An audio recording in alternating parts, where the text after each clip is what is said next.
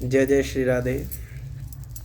आज हम नरकों के ऊपर विचार कर रहे हैं, नरकों के बारे में बता रहे हैं कि यमदूत जब कोई पापी इंसान शरीर को छोड़ता है तो उसे यमदूत कैसे लेने आते हैं और कैसे उसके प्राण निकलते हैं।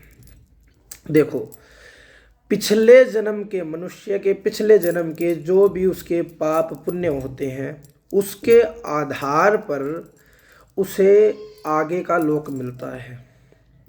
ठीक है, उनके आधार पर उसने क्या कार्य किए हैं, पाप किए हैं, पुण्य किए हैं, उसके आधार पर उसे कष्ट मिलता है या सुख मिलता है। अगर उसने पुण्य किए होंगे तो वो पुण्य के रूप में उसे सुख प्रदान होगा, उसने पाप किए होंगे तो पाप के रूप में उसे कष्ट मिलेगा।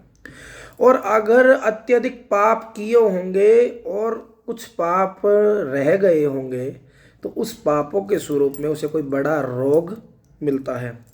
अब ये शास्त्रों के द्वारा बताया जाता है कि आप या तो सत्कर्म पकड़ लो या आप दुष्कर्म पकड़ लो। आपको अब किस में जाना है वो आप पर निर्भर करता है। भगवान ने हमें शास्त्र दे दिया। देखो, भगवान ने कर्म हमारे हाथ में दिया है, उसका फल अब वो आप पर निर्भर करता है कि आप क्या चाहते हैं। सबसे बड़ी बात, कर्म आपको करना है, भगवान फल अपने पास रखते हैं, उसके अनुसार फल आपको देंगे। अब आप अच्छा कार्य करते हो या आप बुरा कार्य करते हो। तो मनुष्य ने पाप किया, अब यहाँ पापियों की बात हो रही है। तो मनुष्य पाप करता है, अब कष्ट मिलते हैं। पिछले जन्म में भी पाप किए, वो तो भोग ही रहा है। अब जो इस जन्म के अंदर भी वो भगवान का भजन नहीं करता और पाप ही पाप करता है तो उसे थोड़े समय के लिए तो सुख मिलता है। हम देखते हैं ना, पापियों को सुख मिलता है और पुण्य आत्माओं को कष्ट मिलता है। तो उसे थोड़े समय के लिए तो सुख मिलता है, पर अंत चरण उसका कैसा होता है जानेंगे। अंत चरण के अंदर उसकी सुनने की शक्ति खत्म हो जाती है, उसके बोलने की शक्ति खत्म हो जाती है, उसे सब काला काला दिखना लगता है, एक बिस्तर पर वो गिर जाता है और वो प्रतिदिन भीख मांगता है प्रभु से मृत्यु की, कि मुझे मृत्यु मिल जाए। इतनी तड़फन होती है उसके शरीर में। और जब उसके मरने के अंदर 2 मुहूर्त शेष रह जाते हैं, जब उसे यमदूत दिखते हैं। यमदूतों का स्वरूप कैसा होता है?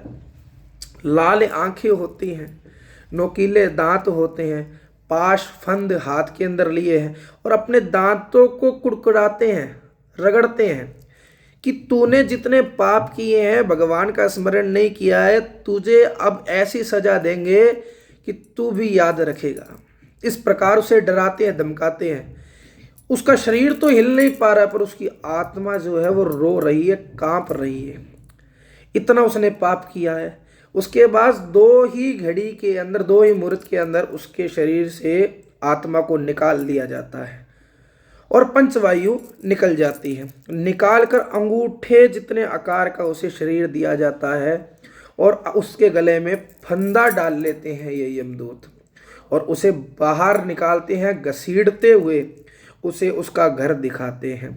इस प्रकार से गरुड़ पुराण में दुष्टों की गति बताई है कि जो आप सोच रहे हो कि आप पाप कर रहे हो और आपको उसके फल स्वरूप में अच्छा ही अच्छा मिल रहा है, तो वो अच्छा थोड़े समय के लिए मिल रहा है। उसके पश्चात जो आपको पीड़ा सहन करनी पड़ेगी ना, आगे मैं नरकों के अनेक वीडियो में नरकों के बारे में भी बताऊंगा आपको कि नरक कैसे कैसे हैं और किस कार्य में कैसे नरकों में जाना पड़ता है। पर कहने का इतना अभिप्राय है कि आप जो सोच रहे हो कि हम पाप करके भी सुख पा रहे हैं, तो ये थोड़े समय का सुख है, उसके बाद बहुत बड़ा दुख आने वाला है आपके जीवन में।